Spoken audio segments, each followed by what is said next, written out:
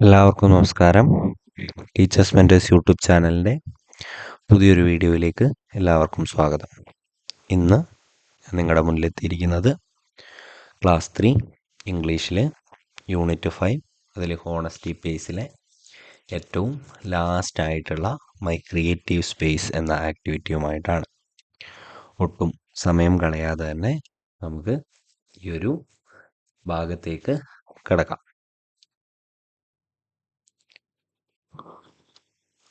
Observe the pictures carefully.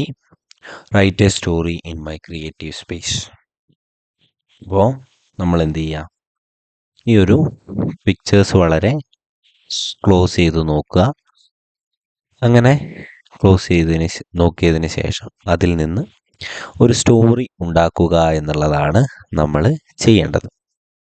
ഓരോരോ ചിത്രങ്ങളായിട്ട് കറക്റ്റായിട്ട് നോക്കുക. ഒരു കുട്ടി വരുന്നുണ്ട്. ആ കുട്ടി വളരെ ലേസി ആയിരുന്നു, പ്ലേറ്റിലൊക്കെ കളിക്കുന്നുണ്ട്, മൊബൈൽ ഉപയോഗിക്കുന്നുണ്ട്. അങ്ങനെ അമ്മ അവനോടൊരു കാര്യം പറയാണ്. അവസാനം അമ്മയും അവനും കൂടെ ചേർന്നിട്ട് എന്ത് ചെയ്യാണ്, ആ ഒരു മുറി വളരെ വൃത്തിയാക്കുകയാണ്.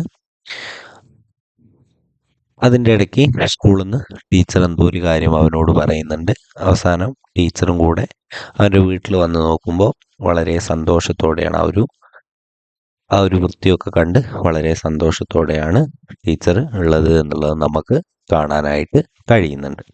അപ്പോൾ നമുക്ക് ആ കഥയൊന്ന് നോക്കാം. അപ്പം ഞാനിവിടെ ആ കുട്ടിക്ക് ക്യാറ്റി, ഒരു പൂച്ചക്കുട്ടീനെ പോലെ മുഖമുള്ളതാണ്, അപ്പോൾ അതുകൊണ്ട് ക്യാറ്റി എന്നാണ് പേര് കൊടുത്തത്.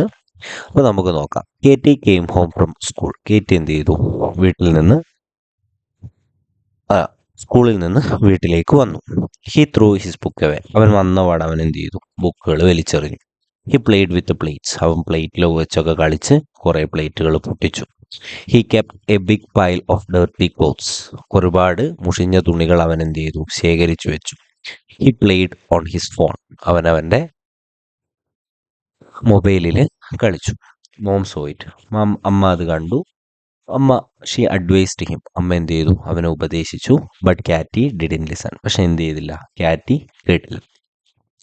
The next day, Cathy's teacher talked about the need to keep our home clean.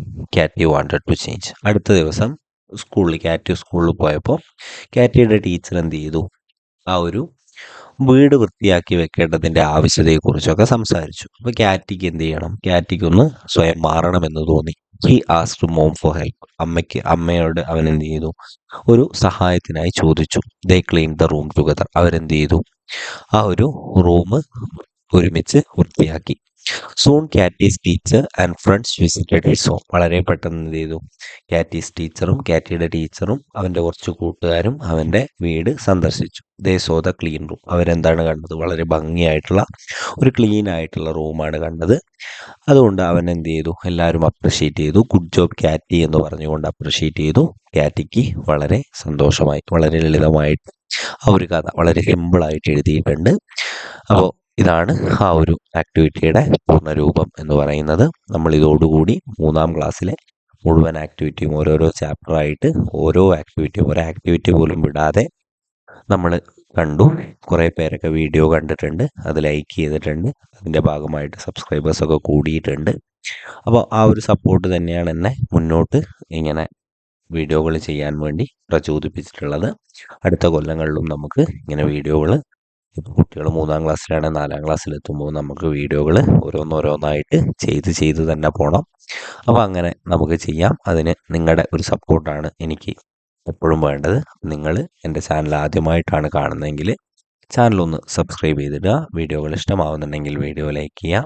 അടുത്ത ഒരു വീഡിയോവുമായിട്ട് വരുന്നതുവരെ thank you and have A nice day.